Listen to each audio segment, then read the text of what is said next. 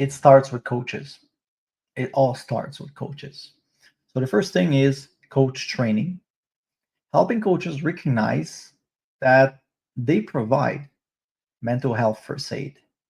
Now, they don't like they don't need to be doctors, just like coaches are not expected to be doctors, but if there's a physical injuries, they should provide and be skilled at providing first aid for regular injuries. So when it comes to mental health, much like teachers, we see our kids, our athletes on a regular basis.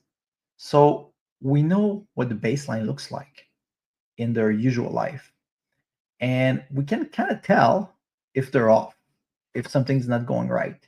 And our job as coaches, before something uh, happens or if someone is not feeling good, is to establish a connection with them, is to promote an environment that is safe, welcoming, and inclusive so that athletes can be themselves and that coaches, once an athlete may have a difficult time, provide support to that athlete. Sometimes it's just to be there for them and listen to them. Coaches are not expected to fix mental health issues. They're expected to support and, in case of need, refer or provide resources for their athletes. So mental health is a big thing. Now we have to realize that competing, especially for athletes that compete at a high level, there's a lot of pressure that comes with it. Your whole life is often your sport or your athlete identity.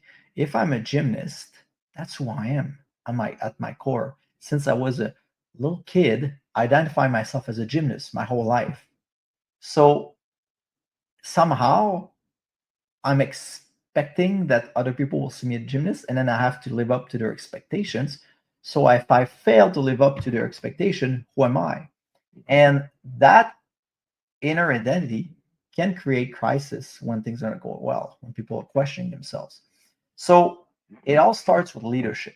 So the first one is organization should have policy to promote mental health. It's also a lot of education to coaches to normalize mental health issues. If I catch a cold, nobody will judge me or will stigmatize me because I have a cold. I just caught a cold. If I hurt myself, well, I hurt myself. It's part of life.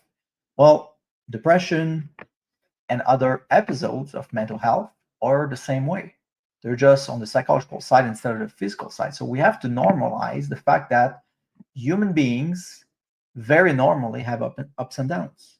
And when I'm not feeling well, let's say I have a big cold, well, people look after me, will take care of me, I'm going to rest. It's not that different on the psychological side. It's just to accept that, hey, I'm going through a tough time and I need support in order to get better.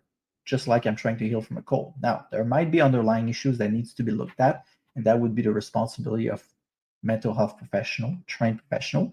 But coaches and sport organizations should put in place in the first place, two words that repeats themselves, should have in place programs and policies that supports mental health, and coaches should be trained in providing mental health support, much like we get trained in CPR and first aid.